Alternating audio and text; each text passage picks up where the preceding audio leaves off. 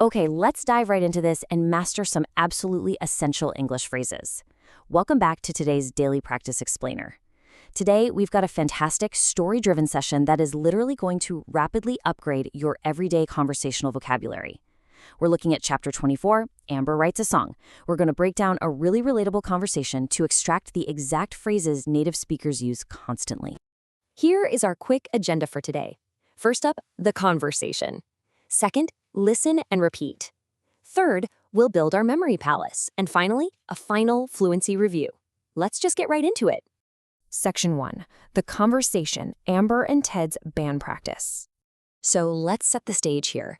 Amber has been singing in a band where Ted writes all the music and all the lyrics. But, Amber is feeling a bit creatively stifled. She's frustrated, she wants her own voice to be heard, and she is finally ready to confront Ted about writing her own songs.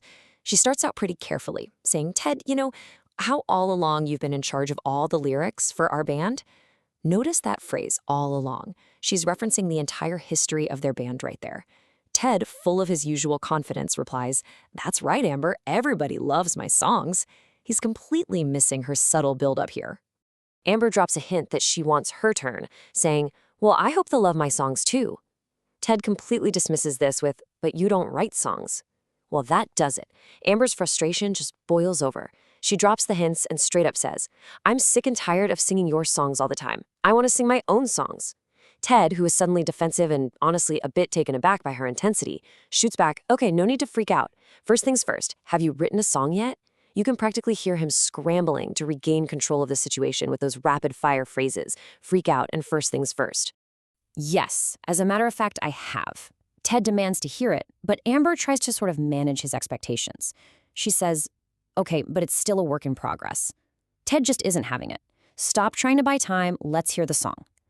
The natural rhythm of this exchange is just fantastic. As a matter of fact, sets up her sudden confidence, and then work in progress being met with buy time perfectly captures that rapid back and forth tension between two people who know each other really, really well. So Amber finally sings, and she totally uses it to playfully jab at Ted. Imagine her belting this out. My boyfriend is crazy, crazy about baking cookies. I know for sure that there is no cure. Ted goes into an absolute panic. He yells, Cut it out. Stop teasing me. I am cured. He is deeply embarrassed, and cut it out is literally the perfect, sharp command to make her stop immediately. Amber asks with a little smile, All better? Ted sighs in total relief. Yes. I'll never bake another cookie again. My parents made a fortune. Now we can all just chill out. And boom, the conflict is resolved. Ted's baking obsession is over, their financial worries are apparently solved, and the phrase chill out perfectly lands the plane, bringing the energy of the whole conversation back down to a relaxed state. Section 2. Listen and repeat. Master the pronunciation. Okay, now that we truly understand the emotion and the context behind the dialogue, it is time for some active participation. Seriously, don't just listen. I want you to speak out loud wherever you are right now to really lock in this rhythm. Say these out loud with me to build up that muscle memory. 3 times each. Let's go. All along. All along. All along. Next one, link those words together nice and smoothly. Sick and tired of. Sick and tired of. Sick and tired of. Now with some real energy. Freak out. Freak out. Freak out. And this one needs a really sharp rhythm. First things first.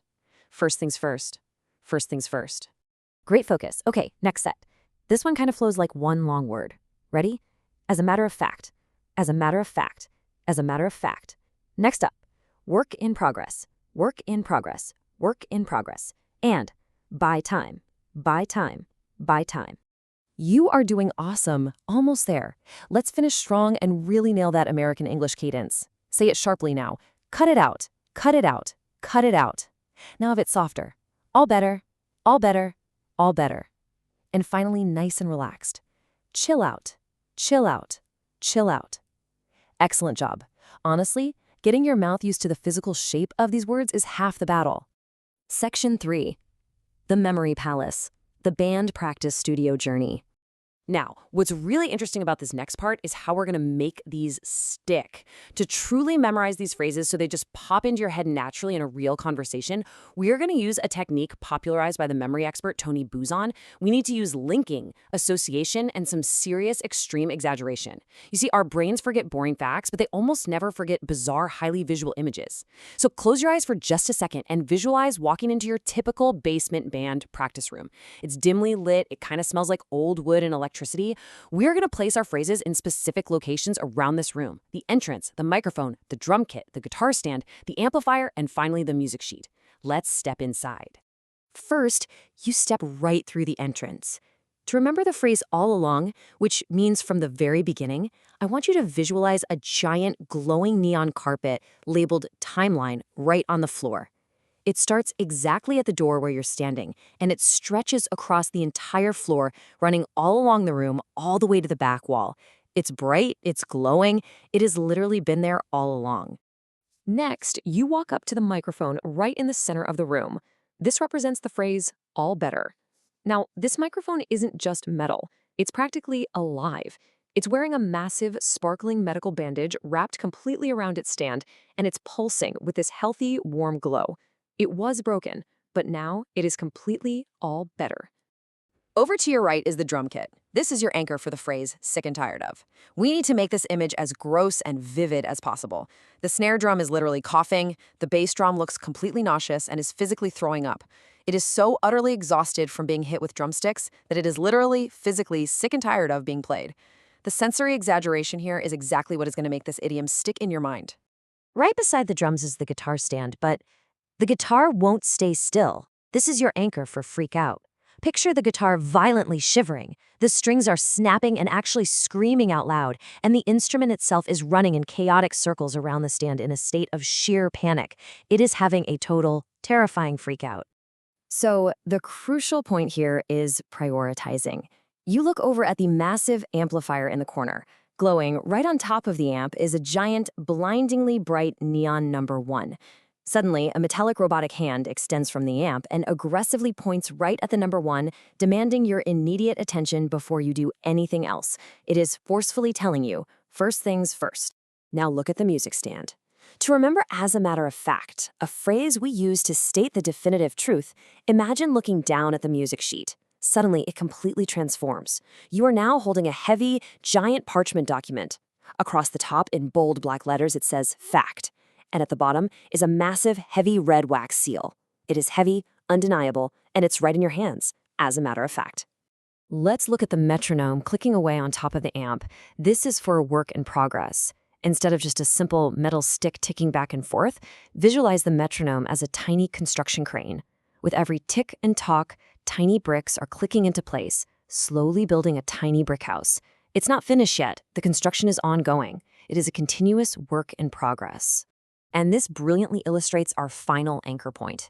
You reach down to turn the amp's volume knob just to stall for a moment. This is buy time.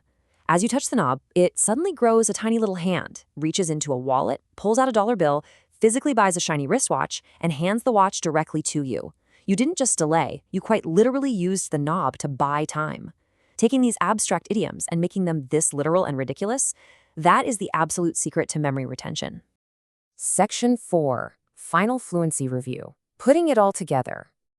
Congratulate yourself on anchoring these phrases. Seriously, you've just walked through a complete memory journey, anchoring high-level conversational English right into your visual cortex. Now, let's do one final rapid-fire run-through of all 10 phrases together. Say them out loud with me one last time. All along, sick and tired of, freak out, first things first, as a matter of fact, work in progress, buy time, cut it out, all better, chill out. Fantastic work today. You now have the context, the pronunciation, and the visual memory to use these effortlessly in the real world. I'll leave you with this final, provocative thought to ponder. What other room in your house can you build a memory palace in today? I mean, can your kitchen hold your next set of vocabulary words? Can your living room store complex grammar rules? Your brain's capacity to remember visual spaces is practically limitless. So start building those memory palaces, keep practicing your pronunciation out loud, and I guarantee your fluency is going to skyrocket. Thanks so much for joining me for this explainer, and I will see you next time.